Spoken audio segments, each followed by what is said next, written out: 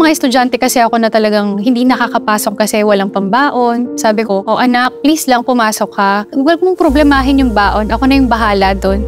My name is Marge May B. Estoria, public school teacher in Tondo, Manila. Yung puso ko po talaga nasa batang walang-wala pero nagpupursige. Habang buntis ako, nagtatrabaho ako. Classroom ko kasi ay nasa 4th floor. So I have to go upstairs every day. Yung bigat, yung sakit ng balakang, ng tuhod, nakaramdam ako ng sakit and then may time na nag-bed rest ako.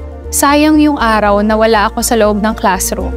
Diniscuss ko siya sa OB ko. Sabi niya, papasok kita doon sa ilaw program ng Unilab. In-explain niya sa akin kung bakit calcium aid yung binigay niya sa akin, kung bakit Hemarate FA, and kung paano ko ba ahalagaan yung sarili ko. So yung prenatal care talaga sobrang siksik. Para sa akin, yung alagang Unilab, it's a commitment. Kung wala yung partnership na yun, hindi ko matutulungan yung anak ko. Hindi ko matutulungan yung next generation as their teacher and their second mother. Alagang Unilab yan.